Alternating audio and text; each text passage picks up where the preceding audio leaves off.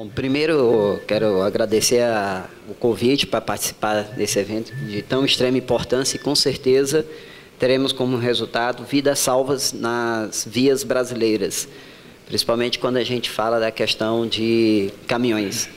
E falando em caminhões, aí o estado do Mato Grosso tem uma característica bem particular nos acidentes em relação ao Brasil.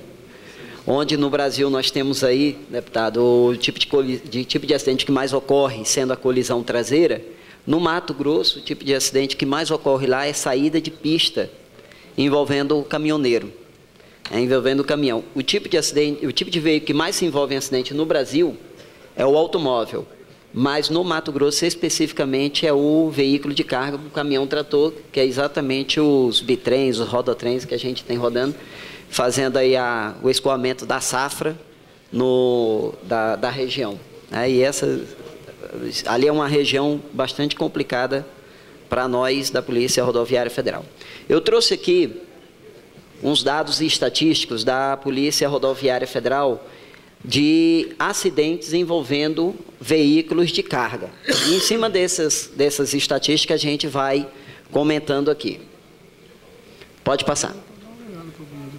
Bom, esses dados, nós trouxemos dados parciais, ainda não fechamos os dados do ano completo. Então, no ano passado, nós tivemos ao todo 128 mil acidentes no Brasil de janeiro a agosto do ano passado. A posição aqui não é muito boa, né? Mas... 200? Esse também está. Não. Ok. Com 5.700 vítimas fatais. Falando em questão de vítimas fatais, a colega da Enatran falou que nós tivemos 43 mil mortos por ano no Brasil. 20% dessas mortes ocorrem nas rodovias federais. Detalhe, menos de 10% da malha viária brasileira entre vias federais, estaduais e municipais é rodovia federal. Menos de 10%, e responde por 20% das vítimas fatais. Próximo. Nós temos essa tabela à direita, são os acidentes envolvendo veículos de carga. Nós tivemos, ano passado, 44 mil acidentes, dos 128 mil envolvendo veículos de carga. Ou seja, o percentual de acidentes que envolve caminhões é muito grande, que ocasionou 819 mortes. Essas 819 mortes são pessoas ocupantes dos caminhões, fora as vítimas fatais de uma colisão frontal em que morreram as pessoas do veículo ou atropelamentos, os pedestres que foram atropelados por esses caminhões. Então, 819 mortos só de ocupantes de veículos. Próximo. E aí nós temos o principal tipo de acidente que ocorre. No geral, a colisão frontal é o que mais mata, no geral, no Brasil, envolvendo todos os veículos. Já envolvendo os veículos de carga, aí já incluindo todas as mortes, é saída de pista e atropelamento de pessoa. Próximo. Próximo. Nós temos aí a característica com relação aos dias da semana. Enquanto, no geral, envolvendo todos os tipos de veículos, os acidentes ocorrem mais nos finais de semana, nós observamos que os veículos de carga se envolvem mais em acidentes da segunda à sexta-feira. Isso é natural, onde nós temos o maior trânsito de veículos de carga fazendo transporte. Final de semana há uma redução considerável no fluxo de veículos de carga. Próximo. Ou seja, próximo. Do total de acidentes que nós temos no Brasil, 34,6% dos acidentes envolvem veículos de carga. Nós estamos falando aqui só em quantidade de acidentes, mas com relação ao prejuízo que isso acarreta com mortes, ao transportador, ao prejuízo com o caminhão envolvido no acidente, isso é muito grande. Então, se nós calcularmos com o valor do acidente, a consequência do acidente, com certeza esse percentual em relação ao prejuízo ocasionado seria muito maior. Já o número de mortos é 14,3%, levando em consideração os ocupantes de veículos, os ocupantes dos caminhões. Próximo. As principais causas de acidentes que nós temos, e isso identificado, é a falta de atenção. Quase metade dos acidentes é ocasionado por esse tipo de situação. Dormindo, nós temos 4,5%, quase 4,5% dos acidentes. Então, a falta de atenção, o condutor, ele deu uma vacilada ali na condução do veículo, não prestou atenção e ocasionou o acidente. E esse é o mais comum. Pode passar. Os acidentes de janeiro a setembro, onde nós tivemos mais acidentes envolvendo veículos, certo? É ali de veículos de carga, foi em Minas Gerais. Ok? Pode passar mais um. Volta. Onde nós tivemos maior número de mortes foi ali no estado da Bahia. Devido às características das rodovias lá, as pistas simples, muita pista simples, pouca pista dupla tem ocasionado isso aí. A gente chama atenção em termos proporcionais. Em Minas foram 7.175 mortos. Em Minas foram apenas 3.000 acidentes com 95 mortes. Isso em termos proporcionais. Pode passar. Os trechos mais críticos de acidentes no Brasil são esses aí. No estado do Pará, já é bastante conhecido por nós, a BR-316, entre o quilômetro 0 e o 10. Ali, Belém tem uma característica, que é a única via de acesso ao município. Isso concentra muito trânsito e acaba ocasionando também é o único corredor, que é muito conflituoso entre veículos de passeio e caminhões. E isso tem ocasionado muitos acidentes lá. Pode passar? Próximo. Bom, eu sei que quando o deputado aqui me apresentou, muitos aí devem ter dito assim, lá vem a Polícia Rodoviária Federal, então vai ter muita multa, né? Então, é só fiscalização e multa. A Polícia Rodoviária Federal, pessoal, ela tem trabalhado muito na questão de educação para o trânsito também, trabalhado junto à sociedade com os demais órgãos, como o Denatran, o Ministério da Cidade, o Ministério da Saúde, e o SEST-Senat em algumas atividades educativas. Bom, dentro do trabalho punitivo, a Polícia Rodoviária Federal, próximo aí, são as ações punitivas e educativas.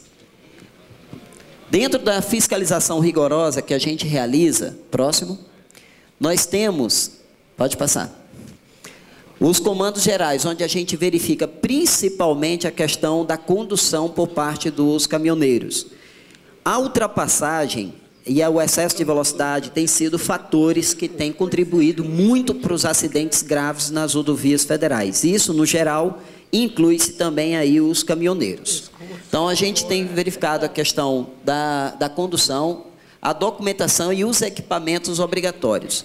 Não são raros os acidentes em que a gente verifica em que a causa do acidente foi a má conservação do veículo. Não são raros. Já tive que pegar caminhões, eu fiscalizar, dos 32 pneus que o caminhão tinha, 20 estavam sem condições de rodagem.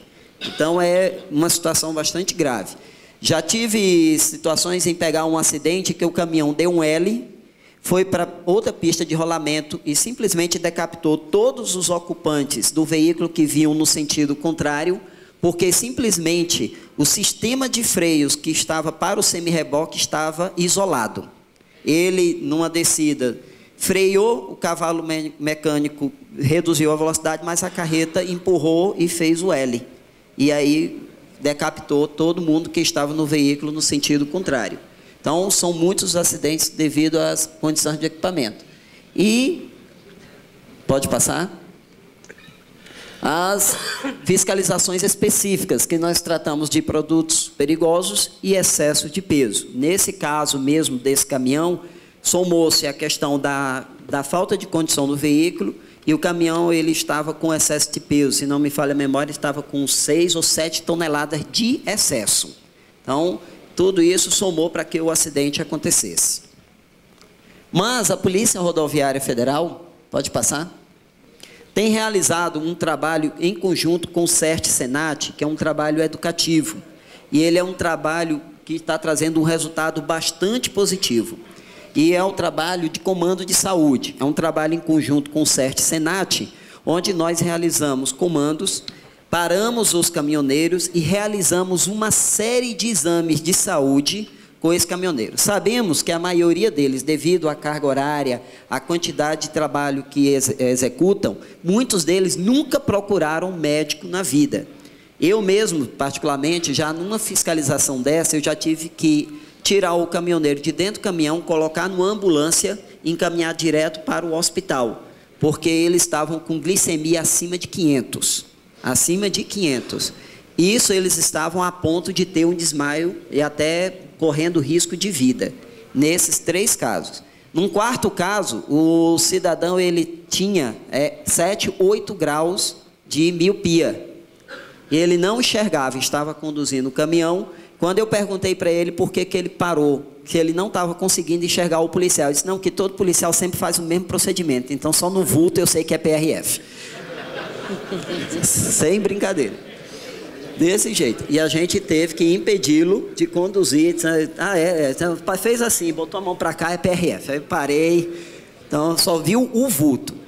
Então, são situações. Esse aí são o comando médico que nós realizamos nas rodovias federais, junto com o CERT-Senat, em parceria com o CERT-Senat, onde é feita uma série de exames com o caminhoneiro. Normalmente, a gente realiza esses comandos em postos de gasolina, já pegando o caminhoneiro parado, senão a gente aborda e solicita que desse. Demora um pouco, é meia hora para 40 minutos, e no final, normalmente, ele passa por um médico e dá mais ou menos uma característica geral da condição de saúde desse caminhoneiro. Em alguns estados, como aqui no Distrito Federal, o caminhoneiro ele já sai com a consulta agendada com o médico, com o objetivo de tentar reduzir essa gravidade, esses acidentes que muitas vezes, quando a gente fala que o cidadão dormiu ao volante, muitas vezes ele teve um mal súbito, né? Então, o cansaço somado à questão da condição de saúde grave ocasiona muitos acidentes. Pode passar. Aqui são imagens do que é feito nesse comando. É feito a acuidade visual, o ofuscamento, questão da glicemia, colesterol, peso.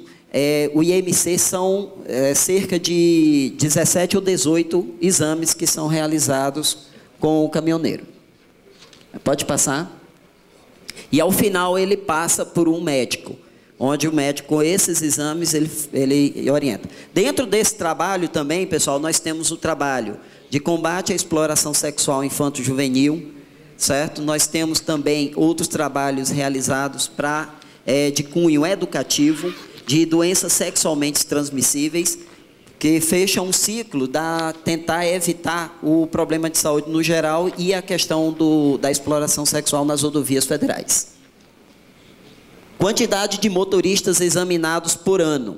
Ao todo, nós já fizemos mais de 56 mil exames com motoristas, com mais de 56 mil condutores de caminhões nas rodovias federais brasileiras. Esse ano passado, a gente ainda não consolidou os dados. Ano passado foram realizados mais 4 comandos e esse nós estaremos realizando já o 2º comando médico agora, dia 15 de maio, na semana que vem. Nós estaremos realizando esse 2º comando. Pode passar? E aqui são alguns resultados apresentados na questão da saúde. 5,7% tomam medicamentos impróprios. Nesses exames, pessoal, nesses questionamentos, eles não são identificados, tá? Nos questionamentos, eles não são identificados. Aí lá na frente, no final da consulta, é que quando ele vai ser marcado a consulta, que ele é identificado. Pode passar? 10% tem sonolência diurna. Pode passar. 12% colesterol alto, né? Pode passar. Hiperglicemia, 13%. Envolvimento em acidentes, 15% dos caminhoneiros já se envolveram em acidentes. 17% tem problema de vista, não é problema leve, problema grave de vista. 20% tem problema de tabagismo. Etilismo, Isso, etilismo. Mais de 30% se declarou que tem problema com álcool. Pode passar. Pressão alta, 33%. Carga horária excessiva, 40%, quase. Acima do peso, 60%. E alteração em pelo menos 2 desses índices de saúde, 89% dos caminhoneiros apresentaram. Isso são os que a gente apresentou aqui, mas são vários exames que são feitos. Mas 88 apresentaram pelo menos alteração em 2 itens de saúde. Nós temos verificado que o número de acidentes a cada ano envolvendo veículos de carga tem aumentado. De 37 aumentou para 46 mil, em 2011, 49 mil acidentes. E o número de mortos a gente conseguiu ter uma estabilidade no número de vítimas fatais. Pode passar. Aí é só uma mensagem que a Polícia Rodoviária Federal ela está à disposição para divulgação dos dados, para realização dos estudos, quem tiver interesse. Nós temos o nosso colega aqui, Cota, que é o assessor parlamentar aqui, que está à disposição para fornecer os dados, ok? E lá no departamento também estamos à disposição.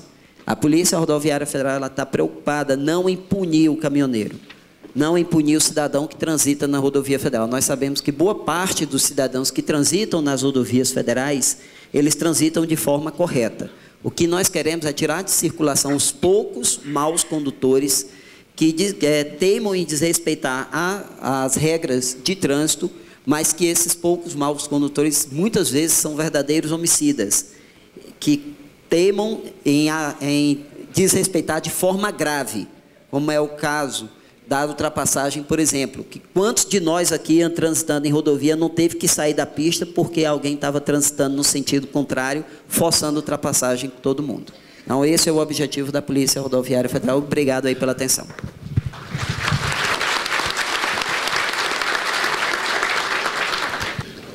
Bom, boa tarde a todos, senhoras e senhores. Na pessoa da deputada João Moraes, quero cumprimentar a mesa. E o que nós vamos falar de tudo que nós ouvimos aqui hoje? É uma situação muito difícil. Sabe por quê?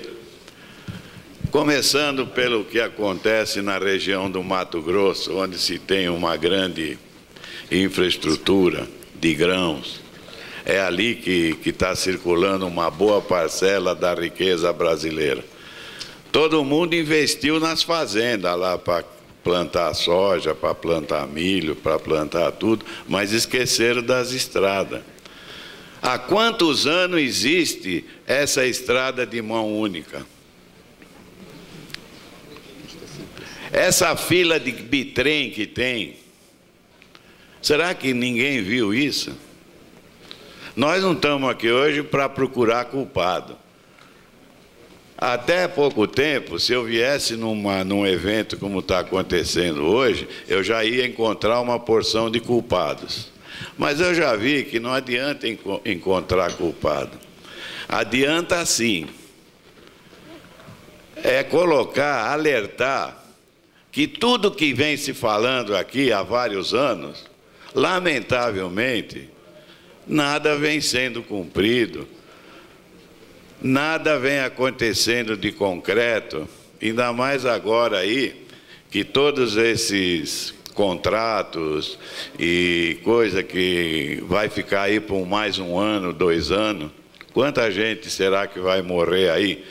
Porque eu também, às vezes, tenho dúvida se todos esses números de mortes que são apresentados aí a nível do transportador de carga, o caminhoneiro autônomo, seja ele o empregado, seja ele o agregado, ou seja ele o independente, ou seja ele o motorista empregado, se realmente esses números têm consistência.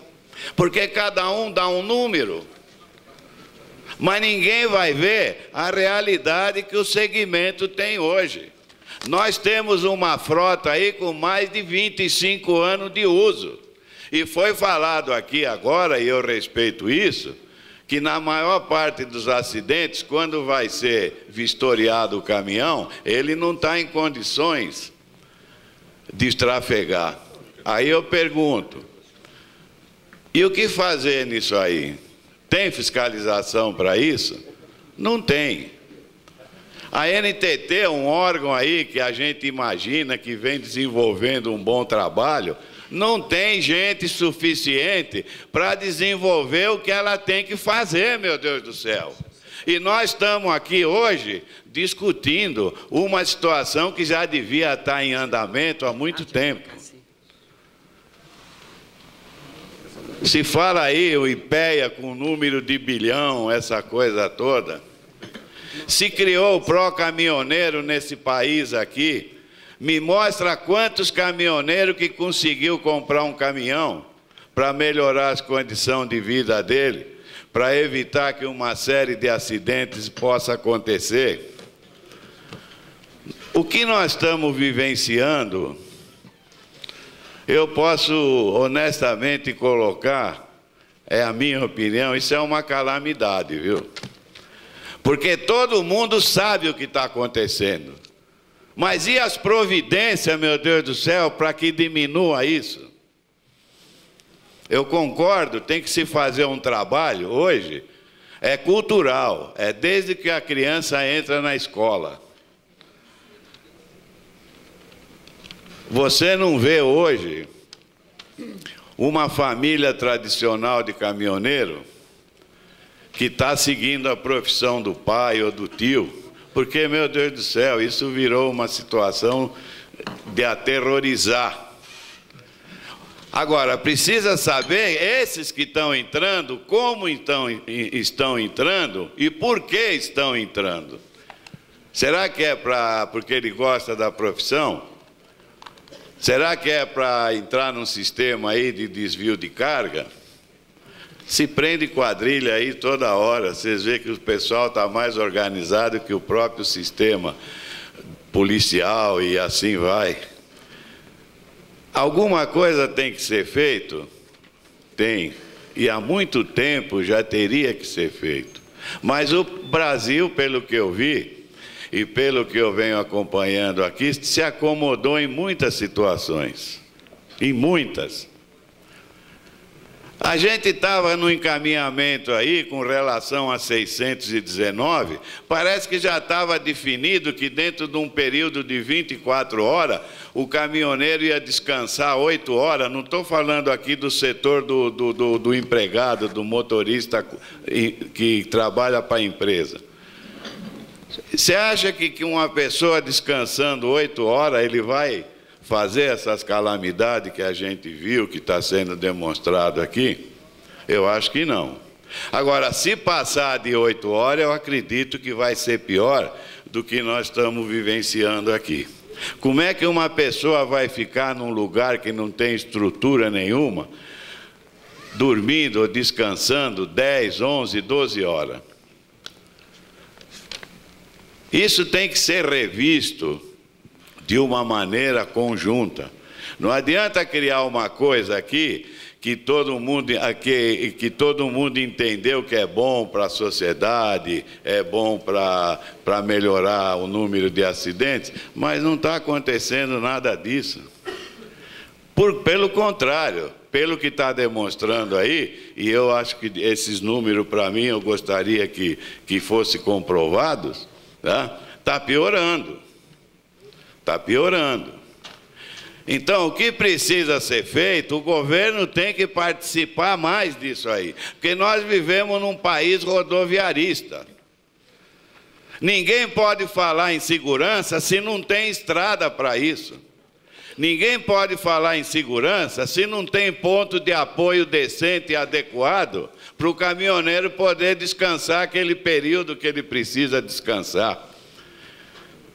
E ninguém pode obrigar, não tem lei que obriga uma pessoa a descansar na hora que ele não está querendo descansar ou não precisa descansar naquela hora. Se eu começo o meu trabalho às 5 horas da manhã, quando é 13 horas, 1 hora da tarde ou 14 horas, eu já fiz a minha jornada aí de 8 horas. E o que eu vou ficar fazendo no resto do dia e da noite até a manhã seguinte? Então essas coisas têm que ser visto com muito cuidado e encontrar caminhos para isso. Eu, honestamente falando, o que eu ouvi hoje aqui é que tudo aquilo que foi negociado lá atrás para chegar até aqui, eu não sei se vai continuar. Honestamente falando, eu não sei. Eu não sei, depois dessa reunião de hoje aqui, o que vai acontecer a nível de Câmara, a nível de Senado, a nível de Congresso, do que foi aqui. O que nós precisamos é de ação. Cada um tem que fazer a sua parte. O governo a dele, o Congresso a dele, o empresariado a deles e as lideranças do segmento a dele. Não é cada um querer fazer do seu interesse. E muitas vezes a gente viu isso aqui hoje. Que cada um está puxando a brasa para a sardinha dele. E eu acho que a coisa não é assim. O país está vivendo um momento agrícola muito bom, mas está perdendo o mercado lá fora por falta de competitividade, porque essa lei que está aí é ruim. E eu estou quase apostando que vão conseguir mexer nisso e vão mudar essa regra de jogo. Mas não para ajudar, para atrapalhar mais. É isso que a gente precisa ficar atento, porque aqui a situação é uma. Agora o lobby no Congresso é outro. E nós já passamos muito por isso. Quando foi para criar a lei do segmento a 211, foi a mesma coisa. Todo mundo foi lá enfiar penduricalho lá quando estava votando a lei. E o que deu? Essa 619 está acontecendo a mesma coisa. Isso traz o quê? Insegurança. Precisa mexer, precisa mudar, precisa fiscalizar? Será que a Polícia Rodoviária Federal tem um corpo à altura para fiscalizar esse país continental? A gente sempre ouviu dizer no passado, aí recente, mas nós não temos um contingente suficiente para isso. Se tivesse, será que melhorava? Eu vi aqui uma coisa que me impressionou, foi no estado de Minas. O número de acidentes de morte lá diminuiu, naquela 381 lá, e ali era um absurdo o que acontecia ali. Por quê? Porque tem uma fiscalização intensa, firme. Então, meus amigos, é isso que nós precisamos pensar. Não é nós aqui, porque nós aqui, eu acredito que a maioria que está aqui, que é do segmento, quer ver o Brasil crescer, quer ver a sua empresa crescer, quer ver o funcionário que trabalha crescer, quer ver o caminhoneiro autônomo crescer. Agora, tem um outro lado que não está fazendo isso. E eu acho que é aí que a coisa está pegando, com todo respeito. É aí que realmente se precisa falar o que está se falando aqui e já para ontem começar a cumprir. Não porque nós vamos entrar agora numa fase eleitoral aí. Isso tem que ser cumprido, tem que ser discutido. E eu já vi que tem muita gente nessa casa aqui que quer fazer isso. Mas tem muitos que não estão nem aí com a hora do Brasil. Se não mexer de forma firme nisso aí, o caminhoneiro vai continuar morrendo, vai continuar matando, a frota está envelhecendo. O caminhoneiro nem cidadão é. Ele não é reconhecido nem como cidadão. Se ele for comprar alguma coisa aí, ele não tem crédito. Ele é tratado como bandido.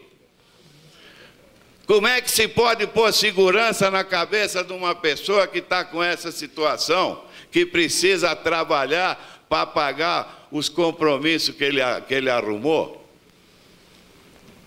Porque o maior número de acidentes que acontece não é com o caminhoneiro agregado à empresa de transporte, não. É o caminhoneiro independente. é aquele que não tem cartão frete, é aquele que trabalha para a empresa de fundo de quintal, é aquele que ainda pega a carta frete e vai lá no posto trocar e fica dependente. É esses que estão atrapalhando a situação aí e criando tudo isso que nós estamos vivenciando hoje. É triste, mas é a realidade que nós estamos vivendo, minha gente. Não adianta dizer que o que mantém, o que sustenta esse país é a agricultura, é a indústria, é isso, é aquilo, mas tudo isso depende do caminhão, porque nós vivemos num país rodoviarista. E quem dá estrutura para isso? Ninguém dá. Todo mundo só quer botar a carga em cima do caminhão, seja de soja, seja do que for lá, e quer que o cara fica servindo de armazém lá numa fila durante uma semana, 10 dias, e ainda vai lá com o tempo de espera lá, ainda negocia, que a lei é clara e diz que é R$1 por tonelada a hora. Se o cara quiser carregar, já vai escrito lá no contrato dele, 20 centavos por tonelada a hora, 50 centavos por tonelada a hora. Tudo isso, na minha visão, envolve segurança. Tudo isso, na minha visão, é psicólogo, bom, me fugiu o termo aí, é psicólogo, ou envolve a psicologia, tudo. O cara sai doente da onde ele está. Como é que uma pessoa que fica 10, 12, 15 horas numa fila esperando para carregar um caminhão, e quando ele sai de lá, ele sai feito louco, porque ele quer fazer aquela viagem. Ele precisa entregar aquela mercadoria para ele poder continuar respirando, sobrevivendo. Só que no meio do caminho, a gente tem visto de Santos, o que vem de madrugada para São Paulo, quando entra ali nas Marginal, Tietê, Pinheiros, o cara tomba ali nos viadutos, tudo, porque o cara ficou 12 horas lá dentro sem dormir. Ninguém está vendo isso? Ninguém está fiscalizando isso? Aí tem esses números que a gente está vendo aqui. Então, eu acho que isso que nós estamos vivenciando aqui, eu acho que é um momento da verdade, é um momento que tem que começar a botar a mão na massa. Não é simplesmente vir aqui, falar, vocês ouvirem, e a gente sai daqui amanhã e continua do mesmo jeito. Eu acho que o momento hoje é de trabalhar, arregaçar as mangas, e não deixar acontecer isso que está acontecendo aí. Ué, tem uma prova aí, a lei seca, será que diminuiu o número de acidentes, de morte? As fiscalização nos grandes centros é um terror. Vai lá, você vê, os caras pegam ataques, faz isso, e tem aqueles que continuam matando aí também. Não é isso? Agora, e nos interiores dos estados aí, como é que está isso aí? Será que tem a mesma fiscalização? Será que a coisa funciona igual? Pelo que eu vejo na TV aí, no jornal diário, não. Então não adianta querer mexer numa coisa aqui, dizer que isso aqui está sendo moralizado, se na realidade não está. E o caminhoneiro está pagando uma conta que não é dele. E a sociedade não está percebendo isso, as autoridades não estão percebendo isso. Seu tempo está acabando. E o que nós vamos fazer? Aí eu deixo a pergunta no ar. O que vai ser feito depois dessa reunião aqui? Que eu respeito tudo que falou aqui, foi tudo muito importante. Mas ninguém falou nada que a gente não soubesse. Agora, será que o que eu estou falando aqui todo mundo sabe, não? É isso que nós precisamos começar a ver essa realidade. Eu acho que no momento é só o que eu tenho para falar. Obrigado. Muito obrigado. Boa tarde ao deputado Hugo Leal, a deputada João Moraes, a presidente da nossa frente parlamentar em defesa do trabalhador em transporte e cumprimento a todos, cumprimentando os nobres deputados. A lei 12.619 completou um ano, dia 30 de abril. E eu tenho participado de diversos seminários, diversas oficinas, recebendo cada vez mais informação. E hoje aqui eu também recebi mais informação ainda. E cada vez mais eu me convenço da importância que foi a lei e que é a lei. Talvez nós não soubemos no primeiro momento, devido aos acontecimentos logo após a promulgação da lei, de divulgar a amplidão, o tamanho da categoria e o tamanho de quem a gente estava regulamentando. A maioria das regulamentações que passaram nesses últimos tempos, deputado Hugo Leal, que nem do motofrete, do taxista, ela regulamenta o mercado de trabalho. A regulamentação da profissão de motorista, não, ela regulamenta a profissão. Talvez é uma das únicas que entrou nas questões das condições de trabalho, né? Não ficando somente, olha, se eu vou ter uma anteninha a mais ou uma anteninha a menos, mas sim na condição de trabalho, né? E com isso, eu fui colocado aqui para a questão da segurança no trânsito, eu até pediria que mudasse. E também, por coincidência, dia 28 de abril, não comemorou, mas tivemos os atos, que é o Dia Mundial de Acidentes Graves, acidente em memória das vítimas do acidente de trabalho. Tá? Dados que já foram passados de manhã, mas eu queria fazer uma comparação.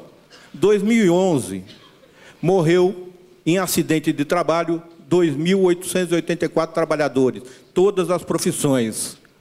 O setor de transporte contribuiu com 441 mortes. Então, das 2.800 mortes no setor de transporte, no setor do trabalho, 441 foram de motoristas com CAT registrada, que é o comunicado interno, que é o dado que tem lá no INSS. Aí nós não estamos oferecendo nem motocicleta, nem autônomo, é somente o trabalhador com vínculo empregatício, né? Nós tivemos, o ano 2000 foi passado de manhã também para vocês, 2011, 2012, 836 mortes por acidente de trabalho, né? Que nós temos aí a segunda categoria, que é o servente de obra, com 284 mortes. Então, vejam bem a diferença, né? Da primeira até a quinta, que é o vigilante, com 122 mortes, né? E é uma situação que não é de hoje, né? Ela vem há muito tempo. Pode mudar? Uma situação, eu não vou repetir aqui, porque já foi falado intensamente, a questão dos custos dos acidentes, né? Com perda de produtividade, dano de veículos. Aí são uma série de fatores. Mas eu vou ressaltar o mais importante, no meu ver, né? É o impacto familiar, né? O impacto familiar e o que se perde, o que a família perde com a morte. Isso aí em qualquer categoria, mas no transporte também, né? Então, a questão do impacto familiar é a importância da gente começar a refletir. Vai ter mais morte, né? Pode mudar? Eu não vou repetir a estatística do IPEA, né? 40 bilhões, só em rodovias aí é 30 bilhões, né? E 9 bilhões nas cidades, né? Pode mudar? Aí eu queria colocar para quem foi regulamentada a profissão, né? No Brasil, infelizmente, nós temos muito pouca informação, né? De manhã foi falado em 3 milhões, já se falou em 2 milhões, né? Mas a profissão foi regulamentada para 5 milhões, no mínimo, 5 milhões de motoristas.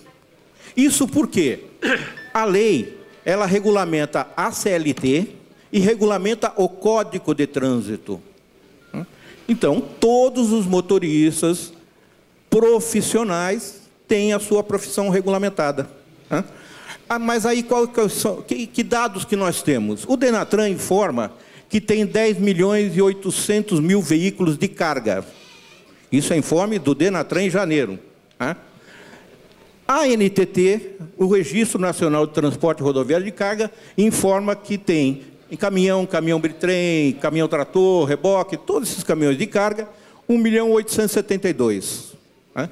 Nós temos 10 milhões de veículos e temos registrados na NTT 1.872.000. Pode mudar? Setor de transporte urbano de passageiro ou setor de passageiro rodoviário, que também atua nas rodovias, atua nas cidades, né? Nós temos mais aí 1.320.000 motoristas, atuando aí em micro-ônibus, ônibus, táxi. Só táxis em 7 capitais, nós temos 100.000 táxis, né? Somente em 7 capitais. Motorista de cargas, nós calculamos no comércio, na indústria, isso é um dado da nossa confederação, em 1.850.000. Nós temos somente, veja bem, dados que são um levantamento bem abaixo dos 10 milhões de veículos que estão registrados lá com 3.700.000. Né? E daria um total aí de 5 milhões de motoristas. Os dados que foram passados aqui, somente do setor de carga. Somente do setor de carga. Temos aí as mortes de ajudantes, a morte de motorista no transporte passageiro, taxista, os assassinatos, os roubos, né? Que acaba não entrando como acidente de trabalho, mas está acontecendo. Né? Pode mudar? Aí uma discussão bem polêmica, e o deputado Hugo Leal foi muito feliz em colocar que a lei tem uma discussão de mais de 40 anos. E, realmente, ela não tem 40 anos, ela tem quase 50 anos. Que o primeiro reconhecimento, que era uma atividade penosa, perigosa e insalubre, foi o presidente João Goulart. Foi, talvez, um dos últimos atos antes do golpe militar de 64. Foi no dia 25 de março de 64, foi considerado para aposentadoria especial como uma atividade insalubre, perigosa e penosa. Numa época que nós tínhamos uma frota de 1.014.000, que é a frota atual registrada na NTT. A frota total com 5.000 mortes no trânsito. Né? Pode mudar? Depois disso, em 72, tivemos o primeiro projeto regulamentando a profissão de motorista de ônibus, cobradores, né, transporte urbano. Né? 72. Pode mudar? Em 88, com a promulgação da Constituição, nós tivemos mais de 50 projetos apresentados sobre regulamentação da profissão. Mais de 50. Hoje estão tramitando 30 projetos. O mais antigo deles é o 1113, que regulamenta a profissão do motorista do transporte urbano. Ele está desde 1988 na mesa, na Câmara dos Deputados. E está na presidência desde 1995. Vejam bem, um projeto que regulamenta uma profissão está desde 1988. O transporte de carga, nós temos do deputado Jovair Arantes, o 3066, que regulamenta a profissão do deputado de caminhoneiro, né? Que está desde 2000. Portanto, 13 anos tramitando. Né? Pode mudar? E aí, qual foi a primeira discussão sobre a jornada de trabalho do motorista no transporte rodoviário, tanto de carga quanto rodoviário? Projeto de lei 2660, de 1996. O projeto, o que dizia o projeto? E foi aprovado. Dispõe sobre o tempo de direção do motorista de caminhão, de ônibus, caminhão e ônibus, trafegando em rodovias. Fica vedado ao motorista do caminhão e ônibus, trafegando em rodovias, dirigir ininterruptamente por mais do que 4 horas. Então, 96 já tinha o projeto com a questão de dirigir 4 horas. De forma contínua ou de modo descontínuo ao longo de 4 horas dirigidas. E parágrafo único, os motoristas que tratam esse artigo ficam obrigados, dentro do período de 24 horas, observar um intervalo ininterrupto de 12 horas. Né? Esse projeto foi aprovado em 2009, talvez, 2009. Mas qual foi a justificativa do autor do projeto? O autor do projeto foi o ex-presidente Fernando Henrique Cardoso. Foi um projeto executivo. que no primeiro momento, inevitavelmente, propiciaria um custo para a prestação desse serviço. Mas, em seguida, esses custos seriam de imediato compensados, superados pelos benefícios resultantes da redução dos acidentes de trânsito. Veja bem, justificativa do presidente Fernando Henrique. O benefício da redução dos trânsitos. Lógico que teria um aumento, mas também tem a contrapartida, que é a diminuição daqueles 40 bi que se gasta hoje com os acidentes. Pode mudar? Mas, estranhamente, 2 anos depois, o próprio o presidente Fernando Henrique, ele impõe restrições à aposentadoria especial naquele decreto do presidente João Goulart. Né? Impôs restrições como se já não houvesse mais a penosidade. Só que, nesse momento, quanto que nós tínhamos? Uma frota de quase 31 milhões de veículos, com 19 mil mortes. Será que mudou? Em 64, nós tínhamos uma situação, chega em 1998, muda, já não é mais uma aposentadoria, já não é uma profissão penosa, perigosa, né? Porque entrou as restrições. Pode mudar? A discussão do projeto de lei 12.619. Ela teve início em 2005. Né? Naquele momento, 5 deputados, doutora Clair, Walter Barelli, do PSB, vejam bem, são deputados de partidos diferentes. Doutora Clair, PT, Walter Barelli, PSDB, deputado Babá, do PSOL, deputado Sérgio Miranda, ex-deputado Sérgio Miranda, do PCdoB, e deputado Vitorassi, também do PT. Então, nós temos aí deputados de quase todos os partidos, tanto da oposição quanto da situação. E, nesse momento, nós discutimos que o que vinha sendo discutido até aquele momento era tentar solucionar as consequências, que era a aposentadoria especial, era a questão da penosidade, da insalubridade. Nesse momento, não tão em 2005, mas já em 2007, nós começamos a ter um contato maior com o outro lado, que é o setor patronal, o setor das empresas de transporte. Né? E começamos a tentar tirar as nossas divergências. Por coincidência, também acabou vindo a questão do Mato Grosso, né? Que contribuiu mais ainda para essa discussão. E o PL 99 foi apresentado em 2007 pelo deputado Tarcísio Zimmermann. Era uma continuação do PL que foi arquivado, porque nenhum daqueles 5 deputados que tinham feito o projeto inicial foram reeleitos. Então, o deputado Tarcísio Zimmermann, que era o relator, passou a apresentar um novo projeto, mas na mesma linha, né? Tentando solucionar as causas e não as consequências. E, por estranho que pareça, quando é falado aqui, foi falado em vários lugares, o deputado Nelson Marqueselli, que é o presidente da comissão especial, ele declarou que não conhecia do projeto.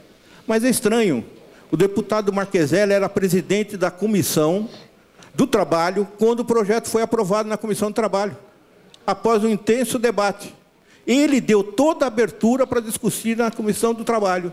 E agora o próprio deputado Marqueselli coloca que não conhecia, que não foi amplamente debatido.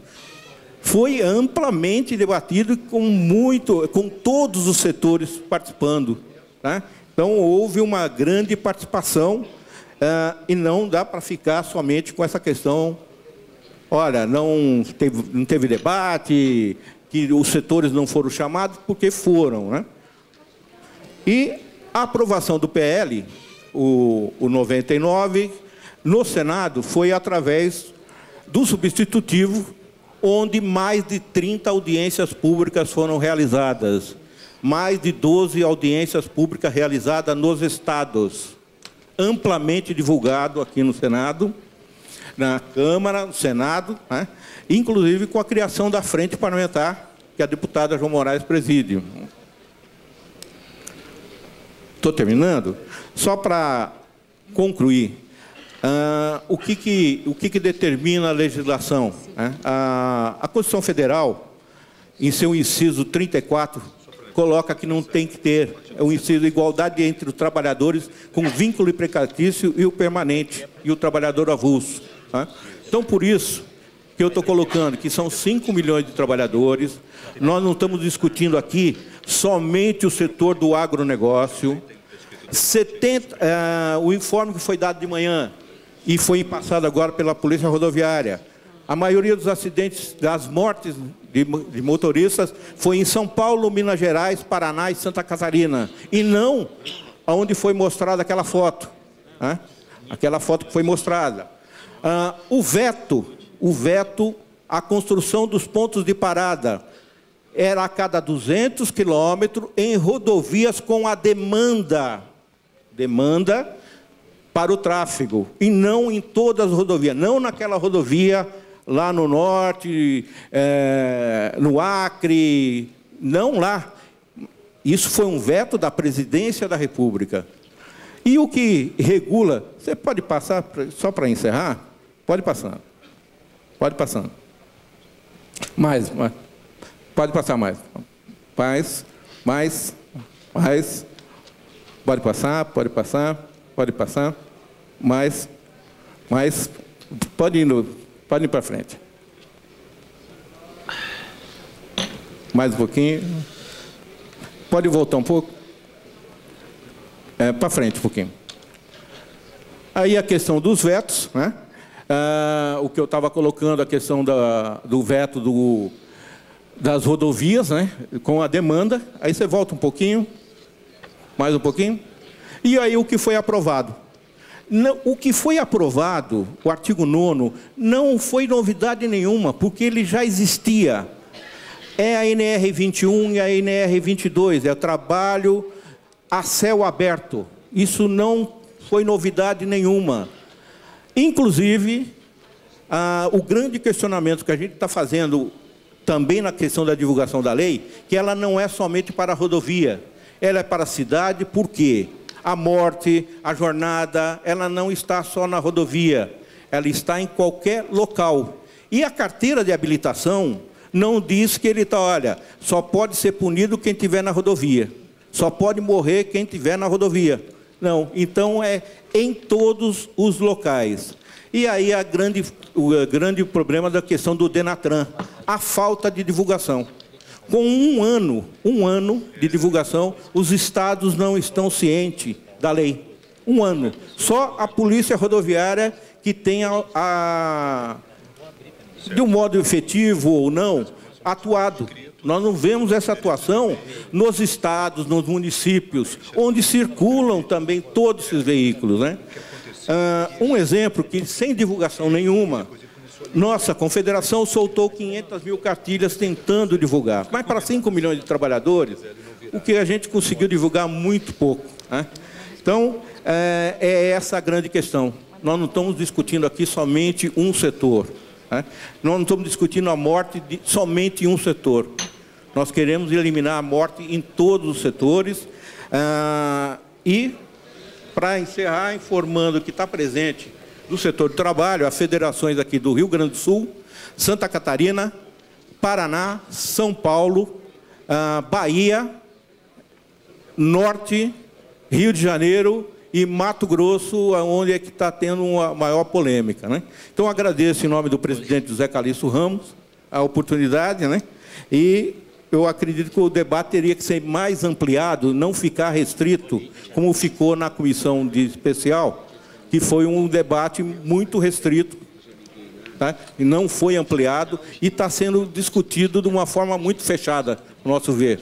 É somente os deputados que estão sentando e discutindo as mudanças, na proposta de mudança, enquanto nós continuamos discutindo em conjunto com o setor empresarial, com as propostas que nós estamos encaminhando para a Casa Civil, tá? Então, o debate não pode ficar restrito em uma comissão a portas fechadas. Tá, ok? Obrigado. Boa tarde a todos e a todas que são poucas, mas com toda certeza contribuirão. Queria cumprimentar o deputado Hugo Leal, cumprimentar a Comissão de Viação e Transporte, que, na sua 13ª iniciativa do seminário, demonstra a obsessão de escutar a sociedade para construir alternativas que não podem ser feitas nos gabinetes, mas junto com aqueles como vocês, que constroem cotidianamente esse processo.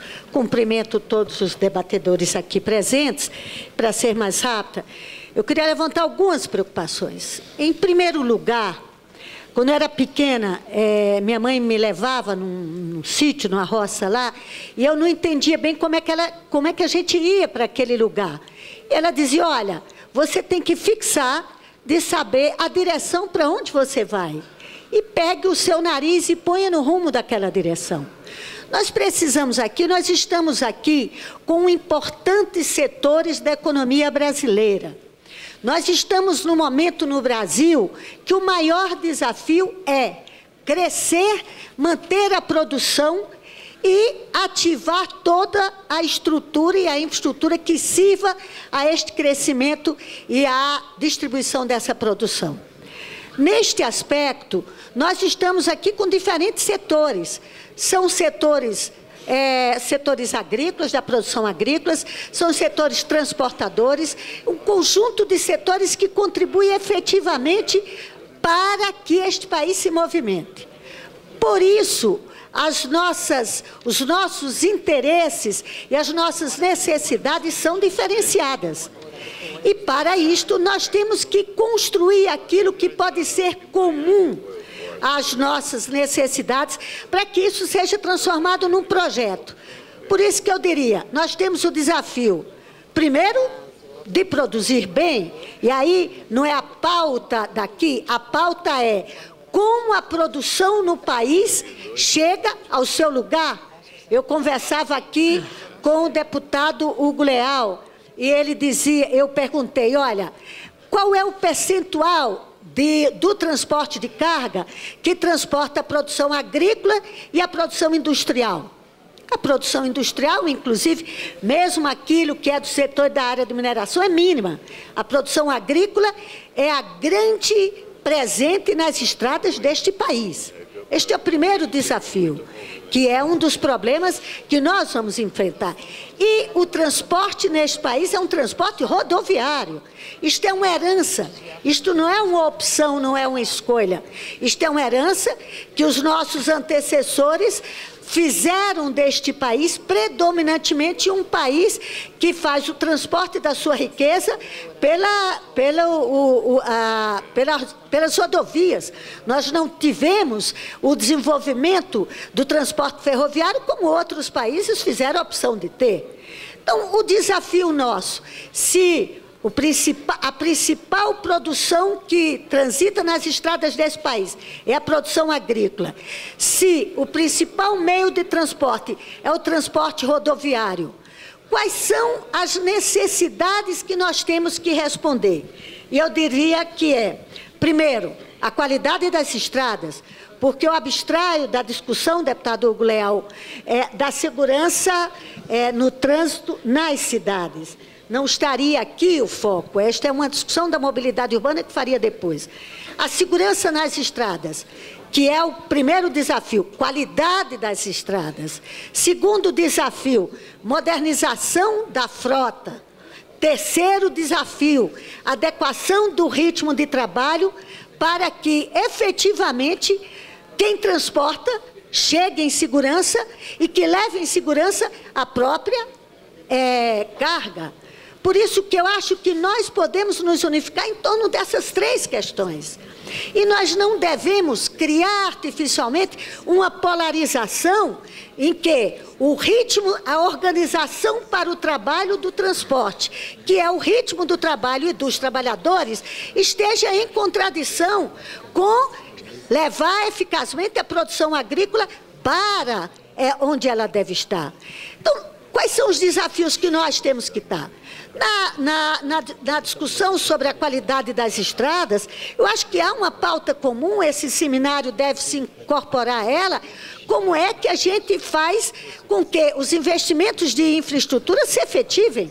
Eu sou da 381, sou deputada por Minas Gerais, e sei que nós já enfrentamos 3 editais para a viabilização da duplicação da 381 até João Molevade, e os 2 primeiros editais foram questionados pelas empresas, pelas construtoras, e nós tivemos que chegar a um 3º modelo para ver se viabiliza. Então, como é que nós construímos a pauta comum da luta para a efetivação da qualidade nas estradas? Em segundo lugar, nós temos o problema de modernização da frota, e eu acho que o senhor José Fonseca colocou os desafios dos autônomos. Não temos dúvida. Nós temos que ver qual é a política creditícia e os recursos que o governo federal disponibiliza para ir, aos poucos, auxiliando aos autônomos, sobretudo, porque as transportadoras têm uma capacidade de investimentos, de fluxo de capitais maior do que os autônomos. Qual é o apoio que o governo federal pode dar no auxílio a este setor, que é importante, não é, evidentemente, não é o setor autônomo que predomina no transporte das cargas, mas é um setor econômico importante, fundamental, que deve ser conduzido. E no 3º aspecto, é o desafio de organizar o ritmo do trabalho. Quando nós discutimos aqui a 2.619, e quando nós pensamos que era preciso uma transição, e a transição está sendo prevista, a Federação dos Donos de Postos de Gasolina nos apresentou na comissão, há 15 dias atrás, um projeto e uma planificação de criar os pontos de descanso, em que ele coloca já um nível de disponibilidade, e que dentro de, provavelmente em 2014, estarão oferecendo uma oferta grande, que eu não me lembro aqui, de pontos de referência. E ele mostrou, inclusive, a pauta. Evidente que precisa também uma certa modificação. Como é que equaciona o problema do que eu diria quase vale repouso para os caminhões, particularmente para os autônomos, que as transportadoras podem colocar isto dentro da sua margem de planejamento. Neste aspecto da 12.619, o desafio é compreender que quando a gente imagina um descanso em 4 horas e a retomada do trabalho, nós não estamos fazendo isso aleatoriamente. Nós estamos fazendo isso pautado nos estudos científicos dos especialistas, que mostram que depois de 4 horas o reflexo se reduz, a possibilidade de qualquer acidente se torna maior, com um pequeno descanso e a retomada. É evidente que nós estamos dispostos, estamos discutindo, inclusive, com os trabalhadores, é possível fazer alguma flexão nessa nova proposta que vem? É possível chegar não a 8 horas, mas não ficar só em 4 horas? O intervalo de descanso pode ser algo em torno de 5 horas? Quer dizer, isso nós podemos fazer essa discussão. Não está aí o problema que os transportadores e os produtores vivenciam neste país. Por isso que eu acho que muitas vezes a gente altera o foco dos nossos problemas. E às vezes nós vamos polemizar ou combater direitos conquistados por um setor que é fundamental, que é o motorista que transporta a carga e que deve ser tratado com as condições de que ele leve a carga em segurança, com condições para que não sejam as seguradoras que tenham que cobrir os roubos de cargas que vocês têm ou alguns outros aspectos que vocês enfrentam. Por isso, deputado, eu queria deixar aqui como preocupação que a gente pudesse discutir uma pauta comum, que é a incorporação dos 2 setores, do setor agropecuário mais do setor agrícola e do setor de transportes de carga, sobretudo, nessa luta e nessa batalha pela implementação imediata de todos os projetos de infraestrutura que melhoram a qualidade das estradas. Em segundo lugar, de uma linha de crédito que possa assegurar, particularmente aos autônomos, algumas condições e possa fortalecer a rede de postos que está sendo construída para que se garanta este processo de descanso com segurança. E, em terceiro lugar, evidentemente, a construção da transição para a implementação da 2619, para que a gente possa, de forma comum, chegarmos a um ponto seguinte: o Brasil precisa crescer, os produtores precisam produzir, os transportadores precisam transportar com segurança e os motoristas precisam salvar as suas vidas e as vidas dos que estão nas estradas. Era isso. Boa tarde, deputado Hugo Leal, deputada João Moraes, demais componentes da mesa. Serei breve porque não tenho papel aqui de palestrante, apenas debatedor. Farei aqui algumas reflexões pessoais sobre tudo que foi dito e também, afinal, alguns questionamentos que gostaria de fazer aos palestrantes, em especial a doutora Maria Cristina e o senhor José Roberto, da Polícia Rodoviária Federal. Como bem disse o Festino, e nós não podemos deixar de discutir a questão de acidentes de trânsito sem falar na 12619, apenas algumas reflexões são importantes para aqueles, inclusive, que não acompanharam todo o processo de discussão da lei. Então, tanto a NTC, a NTU, a própria CNT, né, com as suas seções de carga, autônomos e passageiros, e a CNTTT, discutiram bastante essa legislação, né? Discutiram muitos dos aspectos que nós estamos agora debatendo novamente, foram amplamente discutidos.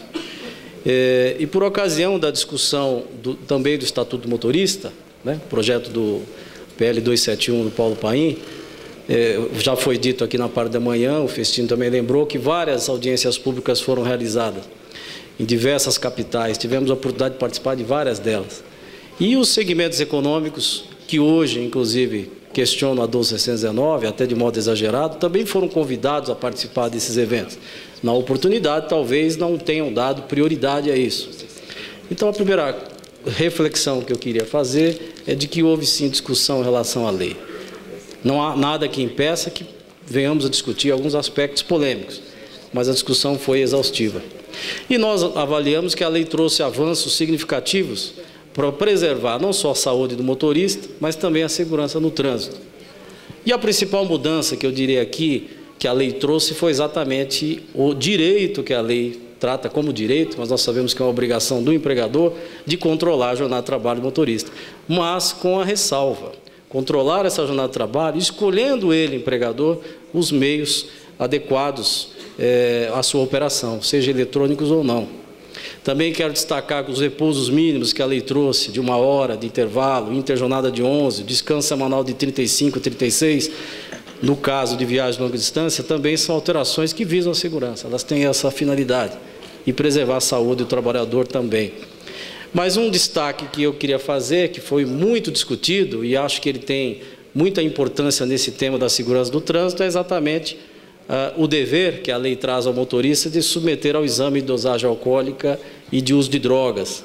Assunto muito discutido na oportunidade do PL 99, inclusive em relação ao aspecto técnico-jurídico, mas que prevaleceu o bom senso no sentido de que seria impensável uma legislação que tivesse foco na segurança de trânsito, na saúde do trabalhador, que não tivesse uma obrigação ou uma possibilidade de um exame desse.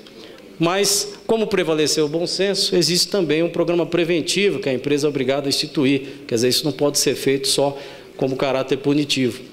E aí prevaleceu o interesse público em detrimento do interesse individual, daí porque entendemos que fica afastada a discussão da constitucionalidade.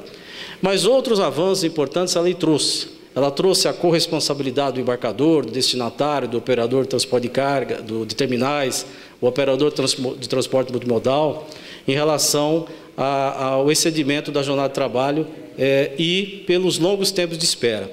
Por que é um avanço? Porque é importante até que os órgãos de fiscalização e governamentais saibam que esses personagens são responsáveis, sim, por muitos problemas que são encontrados no transporte de carga. E a lei se preocupou em trazer algo que pudesse responsabilizá-los. Outra inovação também, a alteração no Código de Trânsito em relação ao limite máximo de 4 horas de direção ininterrupta, dentro do período de 4 horas, com a possibilidade de fracionamento 9+2. Aí a preocupação de que o motorista autônomo e o motorista de empresas estrangeiras, empregado, também não ficasse fora dessa regulamentação. Mas nós sabemos que, apesar desses avanços, na nossa opinião, a falta de definição de critérios e de medidas efetivas para a viabilização dos pontos de parada, e aqui, lembrando que o veto da Presidência da República em relação a esse aspecto foi muito infeliz, né? Não se justifica a afastar essa obrigação do Estado com o veto como foi feito, mas essa falta de definição de critérios efetivos, que é uma responsabilidade, a nosso ver, que deve ser assumida pela União, mas em cooperação com a iniciativa privada, né? E isso prejudicou sobremaneira, em alguns casos, o cumprimento integral da lei. Então, nós temos aqui alguns aspectos polêmicos da lei que são objeto hoje de reflexão e até de proposta de alteração, que é o descanso de 11 horas, o tempo de espera, a vigência e a aplicação em relação à efetividade e à fiscalização e os pontos de parada. Mas foi dito aqui que, num momento como esse, nós não devemos encontrar culpados pelos problemas. Eu divirjo disso. Eu acho que, nesses momentos de reflexão, nós temos que não procurar culpados, mas saber onde que estão os caminhos. E os caminhos, eles estão sendo apontados pelo NTC há muito tempo, e pela própria CNT. Em relação aos pontos de parada, né? Basta uma vontade política, no sentido de indicar os caminhos, porque nós não entendemos que a União deve assumir todo esse compromisso, mas ela tem que ter a definição legal para que isso possa ser feito com a iniciativa privada. Então, a questão dos contratos de concessão serem alterados, novos editais incluírem a necessidade dos pontos de parada, revisão dos contratos em vigor e as rodovias fora do regime de concessão, que seja aplicada a lei da parceria pública e privada. Então, na verdade, os caminhos são indicados pelas partes responsáveis. Eu aqui definiria que tanto trabalhadores quanto o empresariado têm feito a sua parte em relação a buscar uma maior segurança nas estradas. Em relação aos acidentes propriamente ditos, nós sabemos que são vários os fatores que acarretam o acidente: cansaço físico, negligência, imperícia, imprudência, excesso de peso, excesso de velocidade, ou todos esses fatores somados no mesmo evento. Mas tem outros fatores que nós entendemos que também potencializam um acidente. Nós temos aqui a falta de fiscalização de algumas vias, seja estaduais ou federais, problemas técnicos em relação à construção, reparos da própria via, problemas de geometria na própria via, falta de sinalização, né? E isso, evidentemente, é responsabilidade do Estado. E outro aspecto que eu queria ressaltar, que colabora com essa questão da melhoria do trânsito, e é a questão da educação para o trânsito. Nós sabemos que o Código de Trânsito brasileiro traz, do artigo 74 ao 79, um capítulo especial sobre isso, dizendo que é direito de todos e constitui dever prioritário para os componentes do Sistema Nacional de Trânsito a educação para o trânsito. E, no artigo 78, trata dos programas destinados à prevenção de acidentes, que diz que é responsabilidade do Ministério da Saúde, da Educação, do Desporto, do Trabalho, dos Transportes e da Justiça, através do intermédio do CONTRAN. E aí também há a menção no Código de Trânsito a uma verba de 10% do total dos valores arrecadados destinados à Previdência Social e ao DPVAT. E, nesse ponto, é que eu faço uma reflexão final. Onde estão esses recursos? Onde estão sendo aplicados esses recursos de 10% sobre o DPVAT? Onde estão os recursos da CID? Né? O que aconteceu com os recursos da CID? Quer dizer, será que realmente, quando nós fazemos um evento desse, onde os representantes da União são convidados e não comparecem para prestar esclarecimentos, eu acho que falta um lado da história para que nós possamos ouvir. E a nossa conclusão é exatamente a seguinte: essa questão da segurança do trânsito, e aqui já depois parto para alguns questionamentos, é um interesse de toda a sociedade, sem dúvida, né? Toda a sociedade tem interesse nisso. Mas é uma responsabilidade compartilhada, né? Envolve todas as esferas do governo e a sociedade civil. E a Lei 12.619 trouxe avanços significativos, e nós entendemos que sim, para um novo patamar de valorização, não só da profissão do motorista, mas também de maior segurança. E algumas medidas que são essenciais à efetividade desses avanços dependem, e aí nós não podemos deixar de dizer isso, fundamentalmente do Estado, porque é ele que tem que dar o norte para que algumas medidas sejam concretizadas. E isso requer vontade política, porque os recursos nós sabemos que existem, eles são mal aplicados. E, para finalizar, alguns ajustes na legislação são necessários? São. Não vamos dizer que a 12.609 é perfeita. A Constituição Federal já tem mais de 70 emendas constitucionais, se fosse perfeita não precisaria ser tão alterada como foi. E devemos ter cuidado, isso que eu queria deixar claro, para que essas discussões, essas alterações não venham a prejudicar a essência da lei na sua aplicação ou afetem o seu lado primordial, que é exatamente a segurança nas estradas e a saúde do motorista. Em relação aos questionamentos, e aqui faço já diretamente à mesa, a doutora Maria Cristina, parabenizando pela sua exposição, mas gostaria de saber por que o CONTRAN não revogou a resolução 417. Por que não houve essa vontade de revogar essa resolução, que atrapalhou muito a eficácia da lei e criou um argumento nos embarcadores de que a lei não está em vigor. Um argumento muito equivocado. Ao doutor José Roberto Anjo, da Polícia Rodoviária Federal, também quero cumprimentar a exposição, inclusive os dados que nos foram passados, mas queria também fazer um questionamento.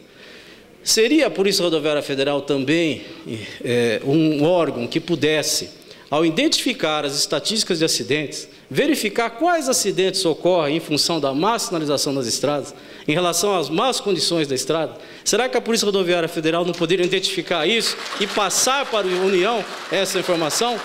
Não acho que o papel da Polícia Rodoviária, tão importante, deveria ser restrito apenas à fiscalização, mas também a esse papel de levantamento. Por fim, gostaria de lembrar aqui uma advertência que é sempre feita, é sempre lembrada, em relação a 12.619, que eu vou mencionar, pelo jurista Ripert, né? Se a lei ignora a realidade se vinga e ignora o direito. Então, gostaria muito que essas alterações da lei não fizessem com que a 12.619 fosse uma lei com falta de aplicação. Obrigado. Boa tarde a todos. Gente, falando de segurança de trânsito, evidentemente não poderia se deixar de falar o assunto do momento, que é o tempo de direção, a 12.619. Esse projeto, eu acompanhei ele só aqui na Comissão de Direitos Humanos, eu tive pelo menos umas 5, 6 vezes. Depois, porque ele estava junto, como o Festino falou, com o 271. Então, nós acompanhamos, o senador pediu para a gente se nós podíamos andar pelo país para fazer um negócio um trabalho mais consistente. Então, nós participamos em todas as Assembleias Legislativas dos estados que eu vou falar. Porto Alegre, São Paulo, Curitiba, Cuiabá, Belém, Manaus, Salvador, Rio de Janeiro, e mais 2 vezes que foi em Uruguaiana, e a última foi na cidade, no Triângulo Mineiro, como é que chama a cidade lá? Uberlândia. Então, todos esses painéis que os senhores estão vendo aí, nós vimos tudo isso. Isso aí não pode ser mentira. Isso aí, com certeza, é uma grande verdade. Porque a gente vê todos os dias os acidentes acontecendo nas rodovias federais, nas estaduais, mas nós, infelizmente aqui, pelo que eu vi, nós temos soldados da Polícia Rodoviária Federal. Imagine vocês, como o estado de Minas e o estado de São Paulo, o que acontece e eu não vi aí todas essas apresentações. Então, isso não é mais mentira, essa é uma verdade. Eu estou aqui no meio nós somos hoje 4 segmentos: os autônomos, os empregados, os produtores, os industriais, e do outro lado o governo, que é o governo não é só a presidenta, é o governo como um todo, como os parlamentares. Então, todos vocês me conhecem, eu conheço quase todos os senhores, inclusive aqueles que estavam aqui que saíram. Vocês sabem do meu trabalho, sabem da minha insistência, sabem da minha ponderação, sabem da meu respeito por todos vocês, mas chegou um momento agora que nós temos que nos abraçar e lutar por essa lei. Há erros, tem que ter flexibilidade, tem que haver ajuste, tem. Então, o que eu estou vendo é que os parlamentares estão com muita dificuldade do que fazer. Porque vai um grupo lá, inclusive muitos que não participaram de sequer algumas apresentações, vão lá dando sugestões absurdas. Então, eu acho que nós podíamos até rever nós nos juntarmos rápido, nesses 2 meses, no máximo 30 dias, e trazer uma proposta mais consistente, porque com cada deputado que eu falo, o que nós vamos fazer? Porque cada um vem dar uma sugestão. Então, essa coisa não é brincadeira. Não é possível que alguém não tenha dó, não tenha coração para ver tantas mortes que acontecem. Isso aqui não é brincadeira, isso aqui é uma coisa séria. Além de ser sério, você vê todo dia na televisão. Isso não é sonho, não é papo furado. Então, eu gostaria que os senhores empresários, vocês sabem quanto eu gosto de vocês, quanto eu tenho ajudado vocês, principalmente no Mato Grosso. O Miguel está, não sei onde é que o Miguel está aqui, sabe da minha persistência com todos vocês. Tem que flexibilizar a lei? Tem. Então, vamos urgente dar uma sugestão, mas trazer o assunto mais claro, mais preciso. Porque o Senado fica complexo, a Câmara fica complexa. Então, eu não sei como que se vai fazer se nós não se abraçar. Nos próprios autônomos, há uma guerra danada, cada um dá uma sugestão, outro fala. Eu acho que agora todos os empresários se abraçarem, juntaram, fazer novos encontros, os autônomos. Isso aí, pode não gostar de mim, não gostar do outro, mas não está em pauta. O que está em pauta é encontrar o melhor para o país. Isso não é defesa do transporte de carga, é defesa do país. Então, eu acho que nós estamos no caminho certo, já chegou até aqui, a lei já existe, há necessidade de haver uma flexibilidade, sim. Você vê aí uns falando em 8 horas e mais 4. A lei é desde 1943 que todo trabalhador cumpre 8 horas mais 2. Não é 8 mais 4, pode ser 8 mais 3. Eu acho que nós temos que pensar na vida dos motoristas, na vida de outros usuários das rodovias, que morre gente, que muitos não estão aí em nenhuma pauta. Então, acho que chegou a hora da gente abraçar.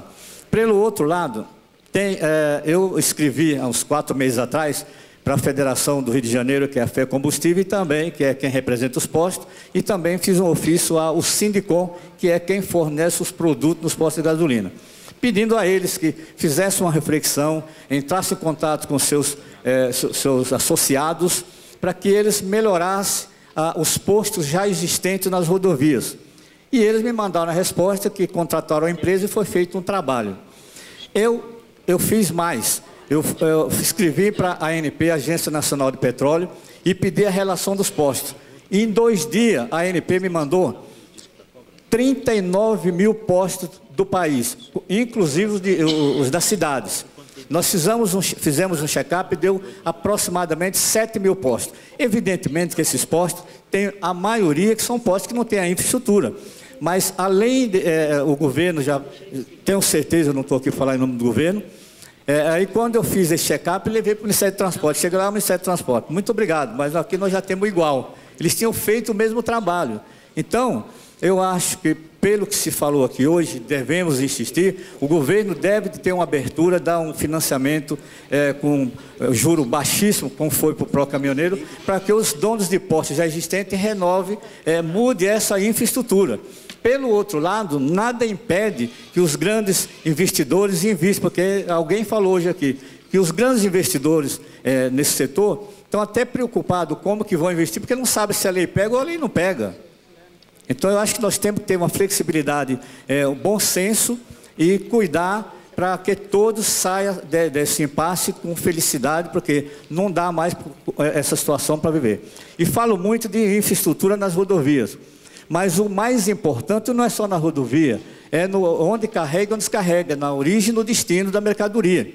Todo mundo viu agora em Santos como é que está a situação. Eu me deparei com uma situação agora, 2 meses atrás, lá na Vale... Altaraguai, não, depois do Uberlândia, Araguari, tinha mais de 2 mil caminhões na rodovia. Chegou de Araguari, ficou faltando 4 quilômetros para chegar em Uberlândia. Então, essa situação é incumbência do governo, que dormiu no ponto, não reestruturou, mas agora não adianta mais chorar leite derramado. Eu acho que o trabalho que a NTC tem feito pelo país, além desses encontros que nós fizemos, a NTC tem uns encontros itinerantes só falando a respeito dessa lei. Eu acho que todo mundo está inteirado dessa lei. Agora, vim com proposta que eu vi hoje aqui, discurso inflamável para todo mundo aplaudir, eu acho que esse não é o caminho. O caminho é nós ter a responsabilidade pelo nosso país, a responsabilidade como escoar essa safra, não se fala só de safra, porque a média é 30% a 40% da safra de grãos, em todos os setores. Então, o que eu peço a vocês é que nós possamos, todos juntos, criar uma lei que seja benéfica para o transportador de carga, para o caminhoneiro empregado, para o caminhoneiro autônomo e para o Brasil, que depende mais disso daí, é o Brasil. Não se pode mais admitir uma situação dessa. Estou com vocês, o que precisar de mim, de reuniões, vamos discutir, vamos trazer uma nova proposta aí sobre a flexibilidade da lei. Porque mudar a lei, evidentemente, pelo que nós vimos hoje aqui, não vai ser mudada. Então, acho que nós ficamos discutindo aí coisa que não vai acontecer. E outra coisa, tem um projeto que é o PL 785, que é o do deputado de Santa Catarina, Novo Santo Agostinho, se não me engano, já passou por 2 comissões e está passando pela 3ª comissão do Senado. Então, que é para o governo, a incumbência do governo fazer, através das concessionárias, que nós somos os que mais pagamos o pedágio, que elas cobrem o que devem de cobrar, isso aí não é assunto nosso.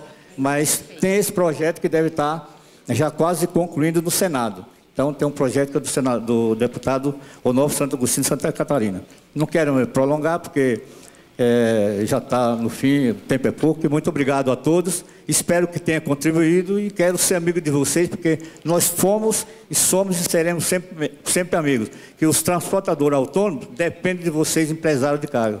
Obrigado por tudo.